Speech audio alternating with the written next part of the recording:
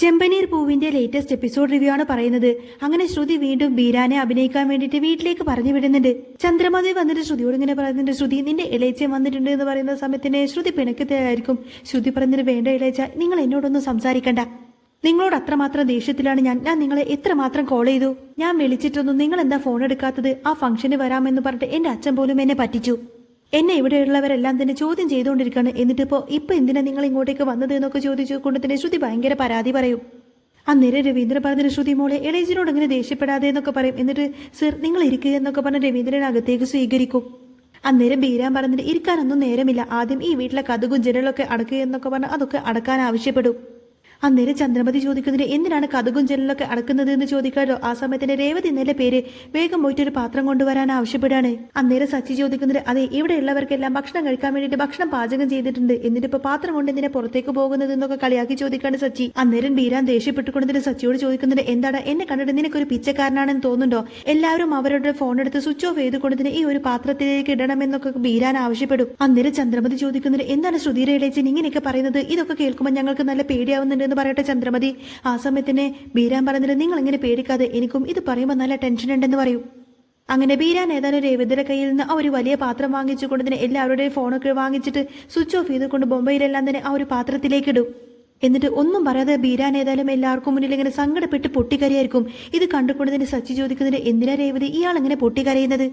ഇനി ഒരു പക്ഷേ പാർലറമ്മയുടെ അച്ഛനെങ്ങാനും തട്ടിപ്പോയോ എന്നിങ്ങനെ സച്ചി ചോദിക്കുന്ന സമയത്തിന്, നിങ്ങളൊന്ന് ചുമ്മാതിരിക്കുക സച്ചിയേട്ടാന്നൊക്കെ പറയട്ടെ രേവതി. അന്നേരം ശ്രുതി ചോദിക്കുന്നത്, എന്ത് പറ്റിയല്ലേച്ച, എന്തെങ്കിലും പ്രശ്നമുണ്ടോ എന്ന് ചോദിക്കുന്ന സമയത്തിന് വീരാൻ പറയുന്നത്, അതെങ്ങനെയാണ് മോളെ ഞാൻ എന്റെ വായ കൊണ്ട് പറയുന്നത് എന്നൊക്കെ ചോദിച്ചുകൊണ്ട് തന്നെ വീരാൻ വീണ്ടും സങ്കടപ്പെട്ട് ഇങ്ങനെ പൊട്ടിക്കരയും. അന്നേരം സച്ചി ചോദിക്കുന്നത്, എങ്കിൽ പിന്നെ അത് പറയാൻ വേറൊരു വായ വാടക എടുത്തോണ്ട് വരണോ എന്നിങ്ങനെ സച്ചി കളിയാക്കി ചോദിക്കുന്ന സമയത്തിന് ചന്ദ്രക്ക് അങ്ങ് ദേഷ്യം വരും.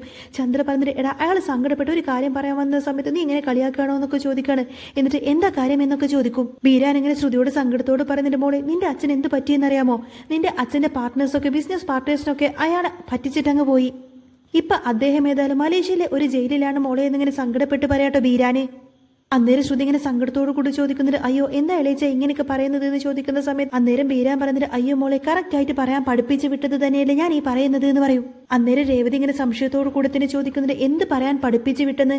ആരാണ് നിങ്ങളെ ഇങ്ങനെ പറയാൻ പഠിപ്പിച്ച് വിട്ടത് എന്നിങ്ങനെ രേവതി ചോദിക്കുന്ന സമയത്തിന് ശ്രുതിക്ക് അങ്ങ് ദേഷ്യം വന്നിട്ട് കണ്ണിരക്കി കാണിക്കാട്ടോ ബീരാനെ.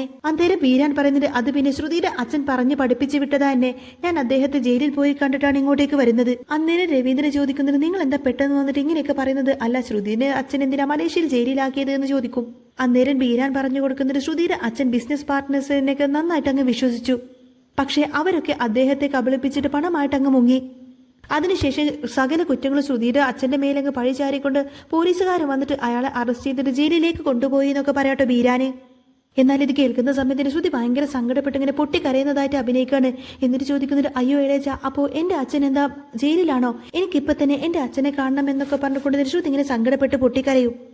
അന്നേരം സച്ചി ഇങ്ങനെ സംശയത്തോടു കൂടി ചോദിക്കുന്നത്, അപ്പോൾ അയാൾ ഫ്ലൈറ്റ് കയറിയില്ലേ എന്ന് ചോദിക്കുന്ന സമയത്തിന് ബീരാൻ പറയുന്നത്, അയാൾ ഫ്ലൈറ്റ് കയറാൻ നോക്കുന്ന സമയത്തിന് പോലീസുകാർ അങ്ങോട്ടേക്ക് വന്നിട്ടാണ് അറസ്റ്റ് ചെയ്ത് കൊണ്ടുപോയത്. എയറോപ്ലെയിന് പിടിച്ചു വെച്ചിട്ട് പോലീസുകാർ അയാളെ അറസ്റ്റ് ചെയ്ത് കൊണ്ടുപോയി എന്നിങ്ങനെ ബീരാൻ പറയുന്ന സമയത്തിന് സച്ചിക്ക് അത് നുണയാന്ന് മനസ്സിലാവും. സച്ചി ചോദിക്കുന്നത്, ഇത് ശരിക്കും നടന്നതാണോ? ഇത് നിങ്ങൾ കള്ളം പറയുന്നത് പോലെയുണ്ടല്ലോ, ഏതോ സിനിമ കണ്ടുവന്നിട്ട് ആ ഒരു കഥ തട്ടിവിടുന്നത് പോലെയുണ്ടല്ലോ എന്നൊക്കെ ചോദിക്കണേ. സച്ചി ഇങ്ങനെ കളിയാക്കി സംസാരിക്കുന്ന സമയത്തിന് രവീന്ദ്രൻ പറയുന്നത്, എടാ കുടുംബത്തിൽ ഒരു അപകടം സംഭവിക്കുന്ന സമയത്ത് നീ ഇങ്ങനെ കളിയാക്കി സംസാരിക്കലേ എന്നൊക്കെ പറഞ്ഞ് സച്ചിനെ തടഞ്ഞു വെക്കും. അന്നേരം ചന്ദ്രമതി ചോദിക്കുന്നത്, അല്ല ഇത്രയും വലിയൊരു കോടീശ്വരനെ ജയിലിൽ നിന്ന് പുറത്തിറക്കി കൊണ്ടുവരാൻ പറ്റില്ല എന്ന് ചോദിക്കുന്ന സമയത്തിന് ബീരാൻ പറഞ്ഞിട്ട്, ഇല്ല ആന്റി, ആ നാട്ടിൽ നിയമങ്ങളൊക്കെ ഭയങ്കര സ്ട്രിക്റ്റ് ആണ്. അദ്ദേഹത്തിന്റെ പാസ്പോർട്ടും ബാങ്ക് അക്കൗണ്ടും ഒക്കെ ബ്ലോക്ക് ചെയ്ത് വെച്ചേക്കുവാണെന്നും പറയും. അയാളുടെ ബിസിനസ് സ്ഥാപനങ്ങളെല്ലാം തന്നെ അടച്ചുപൂട്ടി എന്നൊക്കെ പറയായിരിക്കട്ടോ ബീരാൻ. ചന്ദ്രമതി ചോദിക്കുന്നത്, അയാളുടെ സ്വത്തൊക്കെ പോലീസുകാർ എടുത്തോണ്ട് പോയോ എന്ന് ചോദിക്കുന്ന സമയത്തിന് സച്ചിങ്ങനെ കളിയാക്കിക്കൊണ്ട് തന്നെ പറയുന്നത്, എന്റെ അമ്മയുടെ സ്വഭാവം കണ്ടില്ലേ രേവതി, അയാൾക്ക് എന്തെങ്കിലും പറ്റിയോന്നല്ലേ എന്റെ അമ്മ ചോദിക്കുന്നത്. സ്വത്തെങ്ങാനും അവർ കൊണ്ടുപോയോ എന്നാണ് അമ്മയുടെ ഭയം എന്ന് പറയും. അന്നേരം ബീരാൻ പറഞ്ഞു കൊടുക്കുന്നത്, സ്വത്തിനൊന്നും ഒന്നും സംഭവിച്ചിട്ടില്ല ആന്റി, എന്നാൽ ഇപ്പൊ ആ ബാങ്ക് അക്കൗണ്ട് എല്ലാം തന്നെ പോലീസുകാർ ഫ്രീസ് ചെയ്ത് വെച്ചേക്കുവാണ്. ഇപ്പൊ അവർക്ക് അതൊന്നും ഉപയോഗിക്കാൻ പറ്റാത്തൊരു സാഹചര്യത്തിലാണ്. പക്ഷേ കേസൊക്കെ തെളിഞ്ഞു കഴിഞ്ഞാൽ സ്വത്തെല്ലാം തന്നെ റിലീസ് ചെയ്യും, അതെല്ലാം കയ്യിലേക്ക് തന്നെ വന്നു ചേരും എന്നൊക്കെ പറഞ്ഞ് ബീരാൻ ഇങ്ങനെ ചന്ദ്രമതിയെ ആശ്വസിപ്പിക്കും. അന്നേരം ശ്രുതി ഇങ്ങനെ പറയുന്നത്, ശ്രുതി നീ ഇനി ഇങ്ങനെ കരയാതെ, നിന്റെ അച്ഛന്റെ പേരിൽ യാതൊരു തെറ്റുമുണ്ടാവില്ല, അതെല്ലാം തെളിഞ്ഞു കഴിയുമെന്ന് അങ്കിള് പറഞ്ഞില്ലേ, അതുകൊണ്ട് നീ ഒന്ന് സമാധാനപ്പെടുക എന്നൊക്കെ പറഞ്ഞ് ശ്രുതി ഇങ്ങനെ ശ്രുതിയെ ആശ്വസിപ്പിക്കും. അന്നേരം ശ്രുതി ഭയങ്കര സങ്കടത്തിൽ ഇങ്ങനെ പൊട്ടിക്കരഞ്ഞുകൊണ്ട് തന്നെ പറഞ്ഞിട്ട്, ഇല്ല ആന്റി, ഇത്ര കാലം ഞാൻ എന്റെ അച്ഛനോട് സംസാരിക്കാതെ അച്ഛനോട് മിണ്ടാതെ പിരിഞ്ഞു നിന്നു, ഇനി ജീവിതകാലം മുഴുവൻ എനിക്കൊരിക്കലും എന്റെ അച്ഛന്റെ കൂടെ ഇരിക്കാൻ പറ്റില്ലെന്നാ തോന്നുന്നത്. എനിക്ക് നല്ല പേടിയാവുന്നു, എൻ്റെ അച്ഛൻ ഒരുപാടധികം കഷ്ടപ്പെടുന്നുണ്ട് എന്നൊക്കെ പറഞ്ഞുകൊണ്ട് തന്നെ ശ്രുതി ഭയങ്കര സങ്കടത്തിൽ ഇങ്ങനെ പൊട്ടിക്കരയുന്നതായിട്ട് അഭിനയിക്കും. അന്നേരം വീരാൻ പറഞ്ഞിട്ട് ശ്രുതി നീ ഇങ്ങനെ കരയാതെ, ഇളയച്ചൻ നിന്റെ കൂടെയില്ലേ, നിന്റെ അച്ഛനെ പുറത്തിറക്കാൻ കുറച്ച് ടൈം എടുക്കും, അച്ഛനെ എങ്ങനെയെങ്കിലുമൊക്കെ ഇളയച്ചൻ പുറത്തിറക്കി തരുമെന്നിങ്ങനെ വീരാൻ വാക്ക് കൊടുക്കട്ടെ ശ്രുതിക്ക്. അന്നേരം ചന്ദ്രമതി പറഞ്ഞിട്ട് ശ്രുതി കണ്ടില്ലേ പാവം നിന്റെ അമ്മായച്ചൻ, അയാൾ ഒറ്റക്ക് അവിടെ നിന്ന് കഷ്ടപ്പെടാൻ പോവാണെന്നൊക്കെ പറയാണ് ചന്ദ്രമതി. അന്നേരം സച്ചി ചോദിക്കുന്നത് ആഹാ അതിനിപ്പോ ഇവനെയും കൂടി ജയിലിലേക്ക് അങ്ങ് പറഞ്ഞു വിടാനാണോ? ഏതായാലും അത് കറക്റ്റാണമ്മേ, ഇവനൊരിക്കലും ഇവിടെ ഇരിക്കേണ്ടവനല്ല, അവൻ ജയിലിൽ ഇരിക്കേണ്ടവൻ തന്നെയാണ്. സച്ചിയുടെ കളിയാക്കളെല്ലാം കേട്ടുകൊണ്ട് തന്നെ രവീന്ദ്രൻ പറഞ്ഞത് സച്ചി നീ ഈ സമയത്ത് അവരെങ്ങനെ കളിയാക്കില്ലേ, ശ്രുതി സങ്കടപ്പെട്ട് കരയുന്നതൊക്കെ നീ കാണുന്നില്ലേ, നീ അവനെങ്ങനെ കളിയാക്കാതിരിക്കുക എന്നൊക്കെ പറയൊരു രവീന്ദ്രൻ. ആ സമയത്തിന് ചന്ദ്രമതി പറയുന്നുണ്ട് ശ്രുതി നീ ഏതായാലും ശ്രുതിയെ കൂട്ടിക്കൊണ്ട് തന്നെ മലേഷ്യയിലേക്കൊന്ന് പോയിട്ട് വാ എന്ന് പറയുന്ന സമയത്തിന് അതെ അതെ രണ്ടാളും ഇങ്ങ് മലേഷ്യയിലേക്ക് പോയി എന്ന് പറയാണ് ബീരാൻ. എന്നാൽ ഇത് കേൾക്കുന്ന സമയത്തിന് ശ്രുതിക്ക് അങ്ങ് ദേഷ്യം വന്നിട്ട് ബീരാൻ ഇങ്ങനെ കണ്ണുരുട്ടി കാണിക്കുന്ന സമയത്തിന് ബീരാൻ പറയുന്നുണ്ട് അയ്യോ ഇപ്പൊ നിങ്ങൾ മലേഷ്യയിലേക്ക് പോവണ്ട, ഇപ്പൊ ഇവരങ്ങോട്ടേക്ക് പോകുന്നത് ശരിയല്ല, അവരുടെ പിന്നിൽ പോലീസ് ഉണ്ടാവും, അവിടെ ഏതായാലും വക്കീലുണ്ടല്ലോ, അതിവിടുത്തെ കാര്യങ്ങളൊക്കെ അവർ തന്നെ അങ്ങ് നോക്കിക്കോളും. ഇനിയിപ്പോ മോനെങ്ങാനും ഇവളുടെ കൂടെ പോയി കഴിഞ്ഞാൽ മോനെയും പിടിച്ചിട്ട് അവര് ജയിലിലിടും എന്നൊക്കെ പറഞ്ഞു കൊടുക്കട്ടോ ബീരാന്. അന്നേരം സച്ചി പറഞ്ഞിട്ട് എങ്കിൽ പിന്നെ എത്രയും പെട്ടെന്ന് ഇവനെ അങ്ങോട്ടേക്ക് പറഞ്ഞു വിടാൻ നോക്കുമെന്ന് പറയുന്ന സമയത്തിന് ശ്രുതി പറഞ്ഞിട്ട് എടാ ഒന്നും മിണ്ടാതിരിക്ക്, എന്നെയും കൂടെ അറസ്റ്റ് ചെയ്യുമെന്ന് അങ്കിളി പറഞ്ഞു വരുന്നത് എന്ന് പറയും ശ്രുതി. അന്നേരം ബീരാൻ പറഞ്ഞിട്ട് അതേ മോനെ നീ ഒരിക്കലും അങ്ങോട്ടേക്ക് പോവണ്ട, ശ്രുതിയുടെ അച്ഛന്റെ സ്വത്തെല്ലാം ഭാവിയിൽ മോൻക്കല്ലേ കിട്ടാൻ പോകുന്നത്, അതുകൊണ്ട് മോൻ ഇപ്പൊ എങ്ങാനും അങ്ങോട്ടേക്ക് പോയി കഴിഞ്ഞാൽ പോലീസുകാരെല്ലാം മോനെ പിടിച്ച് അകത്തിടും, അതുകൊണ്ട് ഇപ്പൊ മോൻ ഒരിക്കലും അങ്ങോട്ടേക്ക് പോവണ്ടെന്നൊക്കെ പറഞ്ഞു കൊടുക്കാട്ടോ ബീരാന്. അന്നേരം ശ്രുതിയും പറഞ്ഞിട്ട് ഇപ്പൊ ഏതായാലും അവിടെ ലോയേഴ്സ് ഉണ്ടല്ലോ അമ്മേ, അതുകൊണ്ട് അവരൊക്കെ അവിടുത്തെ കാര്യങ്ങളൊക്കെ നോക്കിക്കോളും, ഇനി ശ്രുതിയുടെ അച്ഛൻ പുറത്തു വന്നതിന് ശേഷം ഞങ്ങൾ ഏതായാലും മലേഷ്യയിലേക്ക് പോയി നോക്കിക്കോളാം. അന്നേരം ബീരാൻ പറഞ്ഞിട്ട് ഞാനും മലേഷ്യയിലായിരുന്നില്ലേ, ആരും കാണാതെ ഞാൻ എങ്ങനെയൊക്കെയോ അവിടെ നിന്ന് രക്ഷപ്പെട്ടു പോന്നതാ, ഞാൻ ശ്രുതിയുടെ അച്ഛന്റെ അനിയനാണെന്ന് പറഞ്ഞു കഴിഞ്ഞാൽ അവരെല്ലാവരും ചേർന്നിട്ട് എന്നെയും അവിടെ അകത്തിടില്ലേ, അതുകൊണ്ട് ഇനി ഏതായാലും ഞാൻ മലേഷ്യയിലേക്കല്ല മറ്റൊരു നാട്ടിലേക്ക് പോവാൻ തീരുമാനിച്ചു എന്നൊക്കെ പറയാണ് ബീരാൻ. ഇനി ഏതായാലും കുറച്ച് നാളത്തേക്ക് ഞാൻ ഇവിടെ ഉണ്ടാവില്ല മോളെ എന്നൊക്കെ പറഞ്ഞുകൊണ്ട് തന്നെ ശ്രുതിയുടെ നേർക്ക് നോക്കിയിട്ട് ഇങ്ങനെ പൊട്ടിക്കരയാട്ടോ ബീരാൻ. അന്നേരം ശ്രുതി ചോദിക്കുന്നത് അയ്യോ അപ്പൊ അങ്കിളും എന്നെ തലിച്ചാക്കിയിട്ട് പോവാണോ എന്നൊക്കെ ചോദിച്ചുകൊണ്ട് തന്നെ ശ്രുതി ഇങ്ങനെ പൊട്ടിക്കരയുന്ന സമയത്ത് ബീരാൻ പറയുന്നുണ്ട് പിന്നെ എനിക്ക് എന്ത് ചെയ്യാൻ പറ്റുമോളെ, എനിക്കൊരിക്കലും ഇവിടെ നിന്ന് പോവാൻ പറ്റില്ല എന്നൊക്കെ പറഞ്ഞുകൊണ്ട് തന്നെ ബീരാൻ എങ്ങനെ സങ്കടം അഭിനയിച്ചുകൊണ്ട് ശ്രുതിയുടെ അടുത്തേക്ക് വന്നിട്ട് ശ്രുതിനെ എങ്ങനെ ചേർത്ത് പിടിക്കും. ഇത് കാണുന്ന സമയത്തിന് ശ്രുതിക്ക് അങ്ങ് ദേഷ്യം വന്നിട്ട് ബീരാന്റെ കാലിന് ഒരു ഒറ്റ ചവിട്ടങ്ങ് വെച്ചു കൊടുക്കും. ആ സമയത്തിന് ബീരാൻ പറഞ്ഞിട്ട് മോളെ ശ്രുതി നീ ഇങ്ങനെ സങ്കടപ്പെടാതെ, നിന്റെ അച്ഛനെ പറ്റിയിട്ട് എന്തെങ്കിലും വിവരം കിട്ടിയ ഉടനെ തന്നെ ഞാൻ മോളുടെ അടുത്ത് വന്ന് അറിയിക്കാമെന്നൊക്കെ പറഞ്ഞ് എല്ലാവരോടും യാത്രയൊക്കെ പറഞ്ഞുകൊണ്ടായിരിക്കട്ടോ ബീരാൻ അവിടെ നിന്ന് പോകുന്നത്.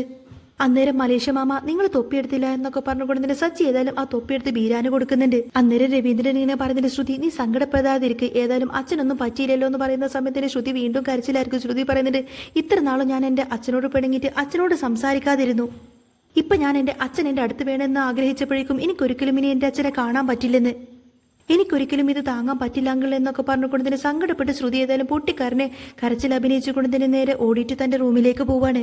അന്നേരം രേവതി ഇങ്ങനെ സച്ചിയുടെ അടുത്തേക്ക് വന്ന് ചോദിക്കുന്നത് സച്ചിയുടെ എന്തായി ആലോചിച്ചിരിക്കുന്നത് എന്ന് ചോദിക്കുന്ന സമയത്തിന് സച്ചി പറഞ്ഞിട്ട് അല്ല രേവതി അച്ഛൻ നേരത്തെ ഫ്ലൈറ്റിൽ വന്നു എന്നല്ലേ ശ്രുതി പറഞ്ഞത്, ഇപ്പതേ അയാൾ വന്ന് പറഞ്ഞു എയർപോർട്ടിലേക്ക് വന്നില്ലെന്ന്, പ്ലെയിനിൽ കയറിയിരിക്കുന്ന സമയത്തിന് എയർപോർട്ടിലേക്ക് പോലീസുകാർ വന്നിട്ട് അയാളെ പൊക്കിയത്രേ, ഇതിലെന്തൊക്കെയോ തെറ്റില്ലേ, ഇതേതായാലും അവര് മെനഞ്ഞെടുത്ത കഥയാണ്, അതുകൊണ്ട് തന്നെ ഇതിൽ നല്ല തെറ്റുണ്ട് എന്ന കാര്യം എനിക്ക് ഉറപ്പാണെന്നൊക്കെ പറയട്ടെ സച്ചി.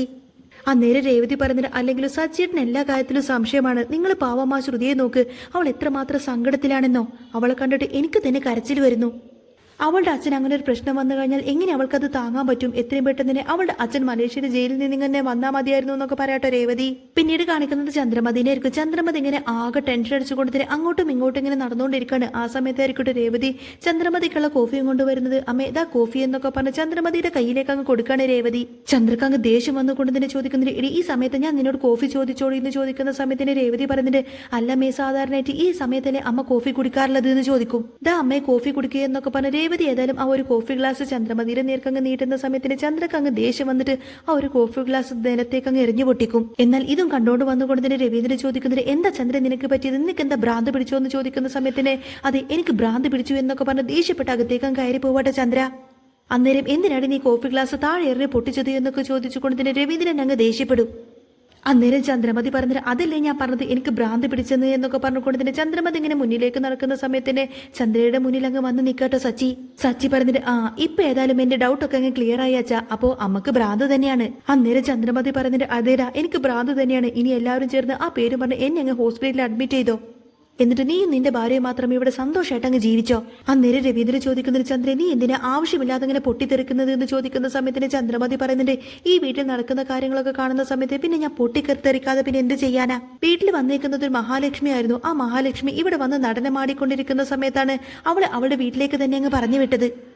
ഇപ്പോ 10 പൈസക്ക് ഗുണമില്ലാത്ത ചിലരൊക്കെ ഈ വീട്ടിലുണ്ട്. അവരിപ്പോ ഈ വീട്ടിലിങ്ങനെ നിറഞ്ഞാടിക്കൊണ്ടിരിക്കില്ലേ എന്നൊക്കെ പറയട്ടെ ചന്ദ്രമതി രേവതിയെ കുറ്റപ്പെടുത്തിട്ട് രേവതിയെ നോക്കിക്കൊണ്ടായിരിക്കട്ടെ എങ്ങനെയൊക്കെ സംസാരിക്കുന്നത്. ഇത് കേട്ടുകൊണ്ട് തന്നെ രവീന്ദ്രൻ ചോദിക്കുന്നത്, നിനക്ക് മഹാലക്ഷ്മി എന്ന് പറയുന്നത് പണം മാത്രമാണോ ചന്ദ്രേ? അല്ലാതെ നീ ഒരിക്കലും മറ്റു ഗുണങ്ങളൊന്നും കാണില്ലല്ലോ. വീടിന്റെ അന്തസ്സും അഭിമാനമൊക്കെ കാത്തു സൂക്ഷിക്കുന്നവളാണ് ശരിക്കും ഈ വീടിന്റെ മഹാലക്ഷ്മി.